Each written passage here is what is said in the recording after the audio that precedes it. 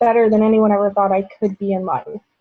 Uh, I have two beautiful kids that I adore and drive me absolutely crazy all at once, but they're my biggest fans, my biggest supporters in life.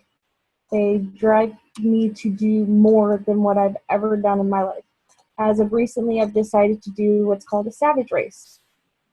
I know I'm crazy, and I'm okay with that. Crazy is good. Crazy drives everybody somewhere in life. Um, with doing that, it's to show people that even at your lowest points in life, you can still reach for the stars, regardless of how low you are down. So my story is I never gave up.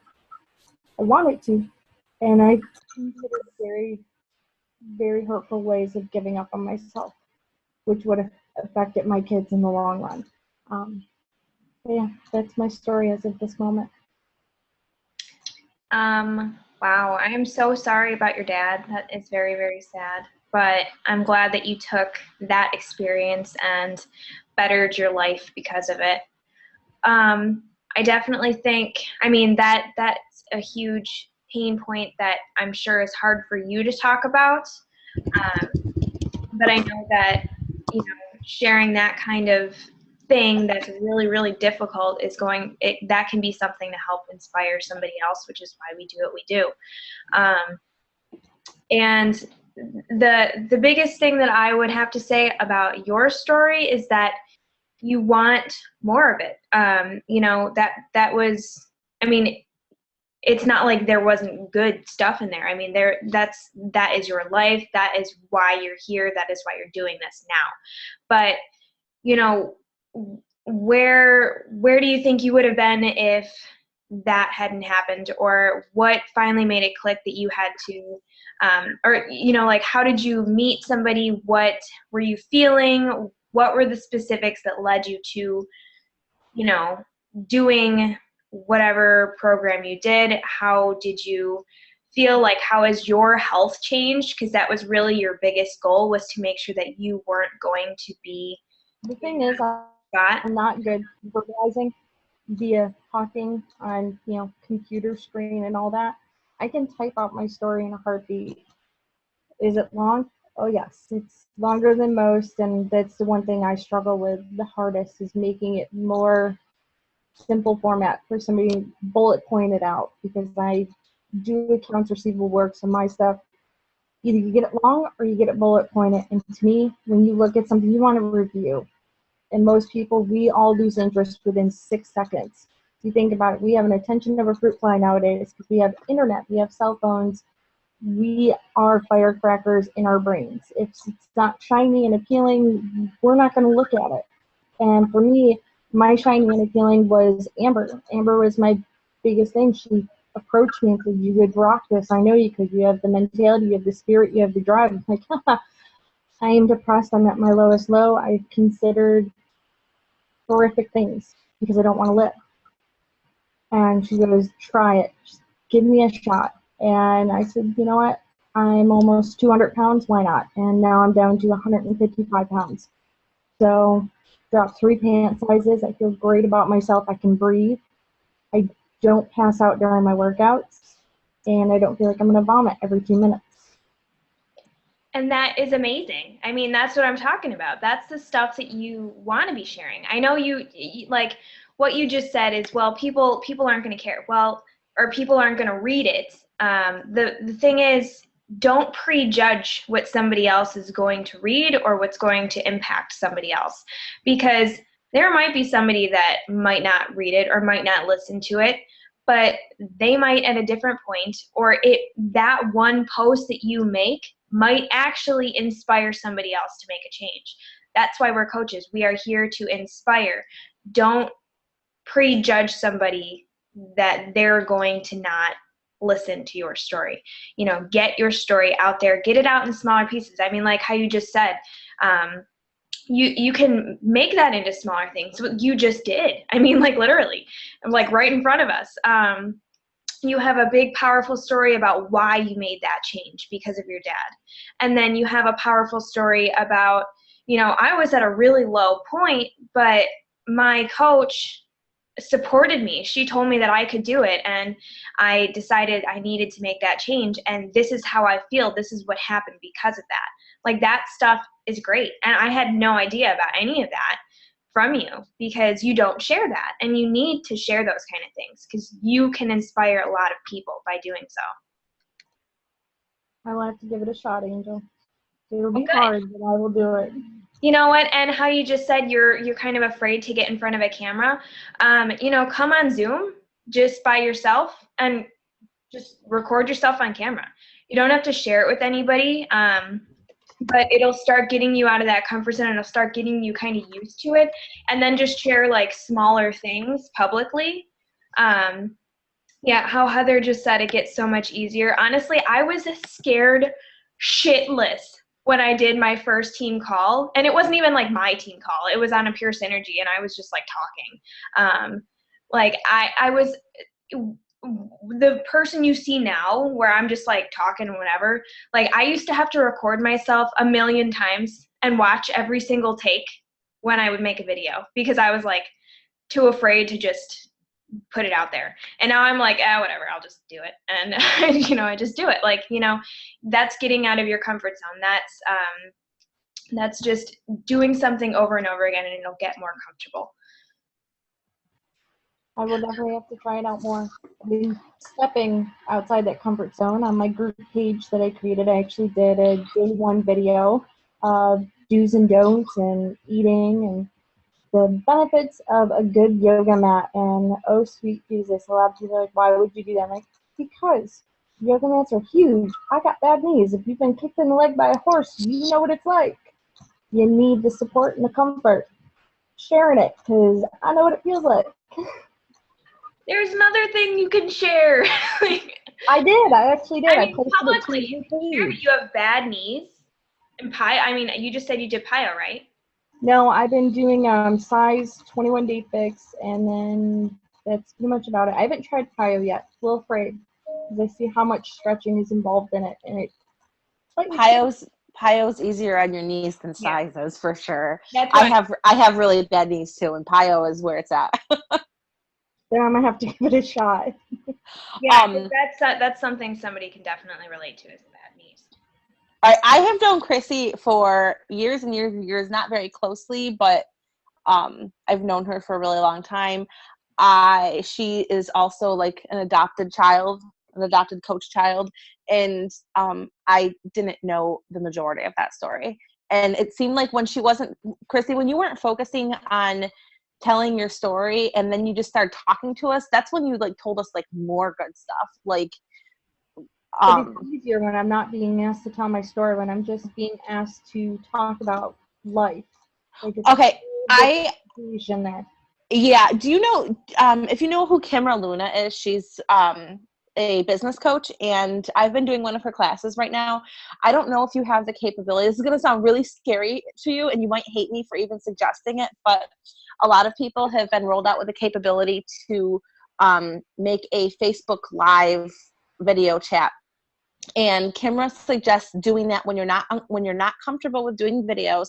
She said, go ahead and do it on Facebook Live or do it on Periscope if you're more comfortable there, because you can get automatic feedback, and that will tell you like where you should tailor your post to and where you should tailor some of your videos to.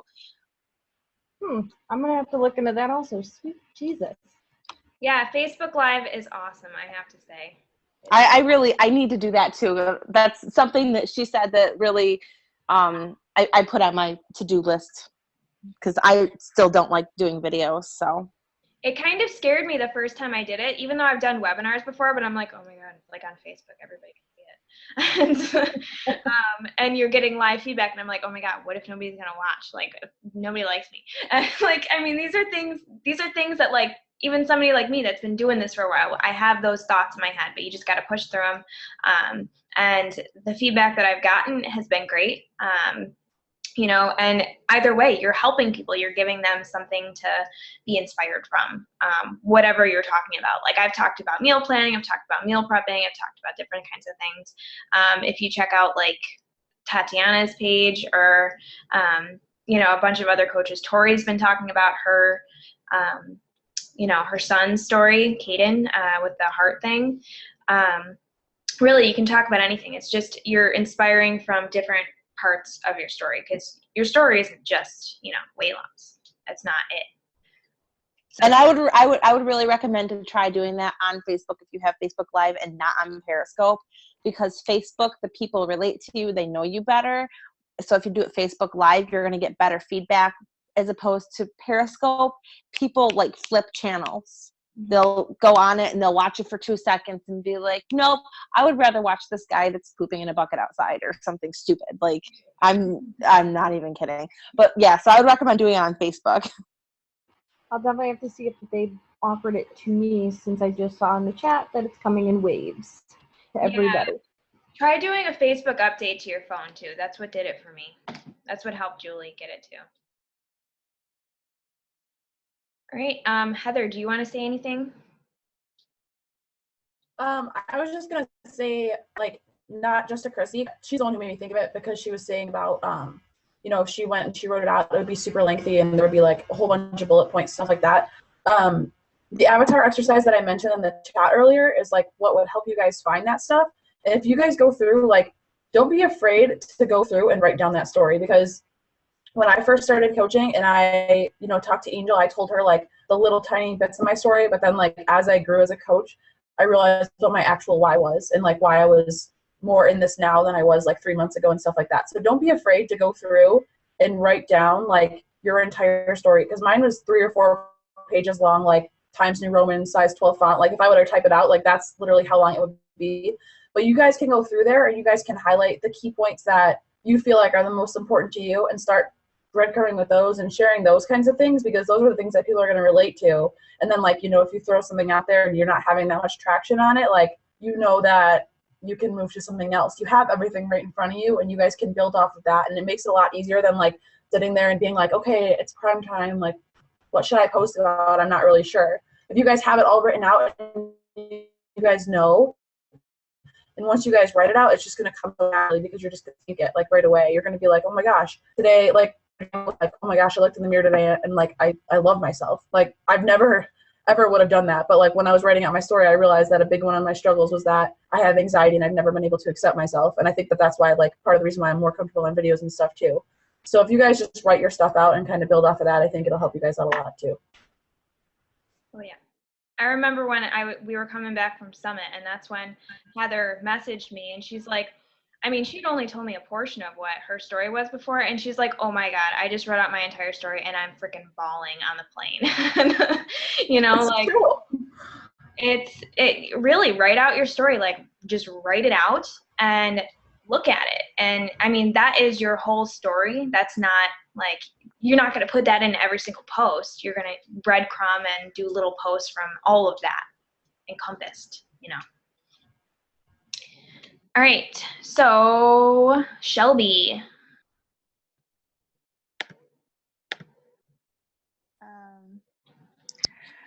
Well,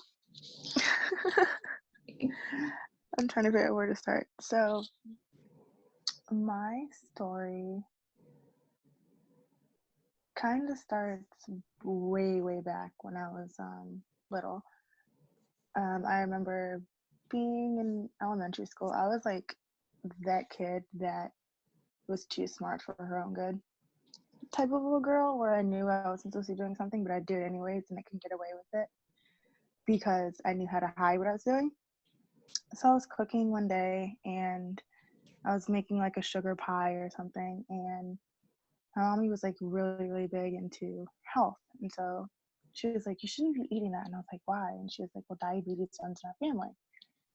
Being like a little 8-year-old, I freaked out. I was like, oh my gosh, it's the sugar disease. So I was like, okay. So I immediately decided, I was like, I'm not adding salt to any of my food. I'm going to eat better. Like at 8, like what freaking elementary kid does that? So I did that, and I started more so watching my weight more than an elementary age child should. I started cutting meals when I was 10.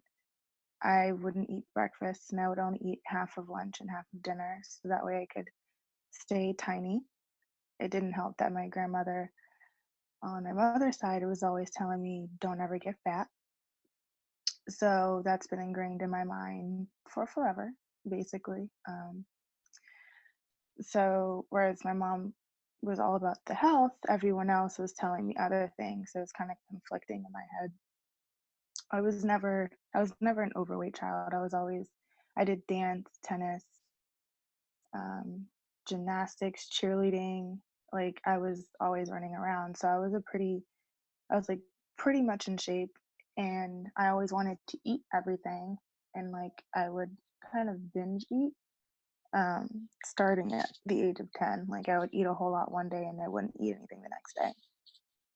Um, this continued, and I always I don't want to say hated myself, but I definitely went through an ugly duckling phase where I was very self-conscious, but I had to be that funny friend, so like I didn't seem like I was self-conscious. I had glasses, I had braces, and like most of the time I was the only black girl in a lot of situations. So it was kind of like the token black girl, whatever. And it didn't help that people were like, well, you don't talk like you're black either. And I'm just like, oh my gosh, seriously? Like, can we get off of this? And so I mean, like all these things compiled kind of, made me super self-conscious. Um, Fast forward to high school, like, my parents got divorced when I was 11. Moved to Orlando, went to high school, and I actually loved it. Like I was starting to kind of like find my little niche. And then my mommy passed away when I was 16. She passed away of cancer. She had a stroke, and then that's when they found out that she had cancer. And because she had the stroke, they couldn't treat her for the cancer with chemotherapy because her system was too weak. Um, so I moved up to Maryland with my daddy, me and my little brother did, and we lived with him and his now ex-step or ex-wife, whatever now. And I went to another school where I was again shunned for being different. I was kind of like punk rock type of girl, where I went to like an all black school. Everyone was like so stylish, and I was like, I don't understand like what you're doing. Like I just don't get it. Um, so I kind of like the girls hated me because like I have a very long torso and long legs, and I have short arms. And at the school, you're supposed to wear like skirts that come to your fingertip length. And I like so when my hands would go down, my skirts were always shorter, and girls are like, "Oh my gosh, you're supposed to get in trouble." And I didn't understand that like I didn't know catty girls. Like it didn't make sense to me. So I was like, I don't understand why they don't like me. And I always loved school. So it was like being smart, girls don't like you. I was just like, I didn't really have anywhere to fit in. I threw myself into art. It's always been a release for me, art and science, just so that way, like, I could get out my feelings in a better manner. Um, I never, wait, sorry. Then I went to college. When I finally got to college, I let loose a little bit too much. I drank every night, and I was on a scholarship. So, uh, no, like drank, like dang near my weight in alcohol. It was like, it was like bad. And that was the only way I could deal with a lot of things. And it got to the point where I didn't realize how much pent up emotions I had inside. And so when I would get frustrated or upset and my anxiety would kick in, I couldn't really verbalize it. So I would physically hurt myself in order to get it out. And that became kind of a trend for me when stuff got too rough. Like anything conflicting or like anything that would make me feel like, oh crap, like I'm being put on the spot. So that was pretty much my life until I graduated from college. I went to different school, I changed who I was around, and I kind of like focused more on school. I didn't drink as much, but I still like drank a lot more than my friends did. Excuse me. And I still had troubles with my food. Like I would do cheerleading 2 days, and I would eat maybe twice a day when knowing that I should eat more. So I would constantly like go up and down with my weight. Like I told myself I never wanted to be 140 pounds. Like that was always my fearful weight.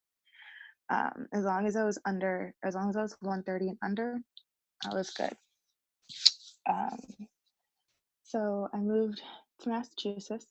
Same thing was going on, and then fast forward, I met I met a series of guys. I was in my first ever real relationship for a year. It was long distance for most of it, and it was emotionally abusive for the entire year. So I didn't really know how to pick a guy because I didn't really have much to go off of because I didn't love myself. Um, I met my son's sperm donor through friend of friends, and I was like, oh, like he's like a really good guy, and I wanted to be in a relationship with him, and he didn't. So I was like, okay, well, since we're done with that. 7 months later, found out that I was pregnant after I was just living life, and I was like, okay, like I'm starting to gain weight from Christmas. So I was like, okay, let's work out. Weight was gone, but like my stomach was distended, funky, like it looked like I had a hernia because it was like a lump in my stomach. And I didn't know what was going on. Went to the ER, come to find out, oh, you have a baby in there. Oh, okay. So I had to deal with figuring out what I was going to do with a child, was not prepared with work, emotionally, dealing with anything.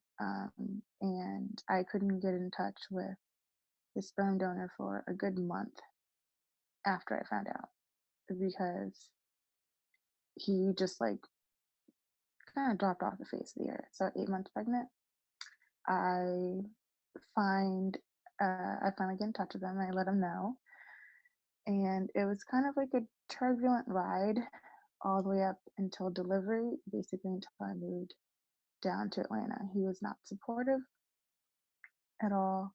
His family was not. His mom was the coldest person I've ever met in my entire life. Um, he wanted me to get blood test, uh, one of those that's not on your insurance to see if he was a father. And I said, well, you can pay for it if that's what you want to find out. And he was the only person I was with. So it's a lot of that type of stress going on and having to move with my son. I was staying with friends. I was like right after he was born, like I didn't have an apartment. And I had to do all this basically on my own. And finally, I just couldn't deal with it anymore with my job, with anything. And I wasn't healthy. I was freaking out because I weighed so much. It was the most I'd ever weighed in my entire life. And I did not know what to do because all my old tricks weren't working. Um, and so um, when I moved down here, I was like, okay, well, I'm going to get myself situated. And I tried, but I just couldn't look at myself the same way. I was defeated mentally and emotionally and almost physically. Like I was defeating myself physically. I made a promise after I had Aiden, though, that I wasn't going to physically harm myself anymore. So I've been sticking true to that. That's actually why I have the tattoos on my wrists, because I'm so vain that I won't I won't destroy my ink. But it works. Yeah, so and I saw Angel's post on Instagram and I was like, dude, like this woman rocks. Like that's like the mom goal that I want to be. And I joined her clean eating group and I was like, okay, like I can do this. Like this is the way that I was raised. I love cooking anyway. So like, oh, I can do this. Like, it's just another excuse for me to be in the kitchen. And so I got started, and then she approached me about coaching, and I was like, I want to do that because that's the only way I can keep myself accountable is if I actually strive to do it. And I started. It was rocky because all my friends were like, well, I knew you'd win, and this and this and the other. And it was hard. And PD was a very big thing for me because it just so happened that I started doing a lot of meditation and working on myself spiritually right after I had my son. So I was like, well, this is the way I can keep doing it. And this kind of drove me into not only going back to school for nursing, but focusing my energy on other things. Like now I can actually look in the mirror and say, I love me. Like I don't look at myself with disgust anymore. And I haven't looked at myself like that in, I want to say at least 20 years. So, yeah. And most of my story, my family doesn't know. That's all I have so far. Wow. I mean, I love this call because seriously, I'm learning so much about all of you that I had no idea. I mean, and that goes to show like you need to share that kind of stuff. I can guarantee that you're gonna inspire so many different people that always felt out of place that need to practice self-love, because I mean that's the big shining thing that comes out of your story is, you know, you were always in a bad place because you didn't love yourself, and what coaching and what personal development has done for you because of that. And I think it's really good if you were to share, like, you know, how you were brought up with thinking about what you were going to be eating, but that changed as you got older, just because of life happening, but realizing that that is what you wanted to do, you know. There's just a bunch of different, I mean, it's a common theme. Like I said, your stories are all big and huge, but there are so many different smaller stories within all of your stories that you can be sharing about. And like Heather said earlier, you don't need to give all of the details right away. You don't even need to give all the details ever, really. But if you're talking about your story, you're talking about different aspects of your story, and you're actually able to like make a difference in somebody else's life who might be going through that right now, you know, that's why you want to do it. I'm sure Heather wants to say something.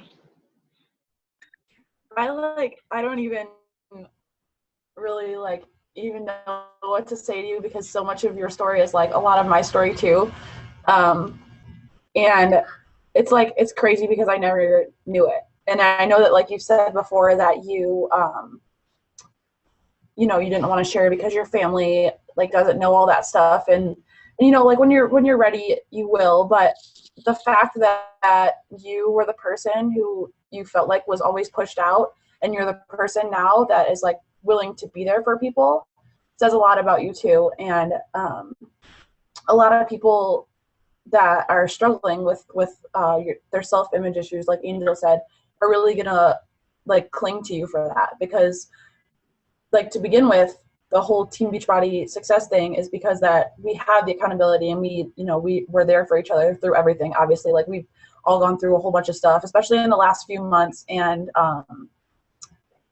we're all there for each other all the time. And I think that you bringing that to the table and like having that past history of it too is really going to help other people, and you be more relatable to them too.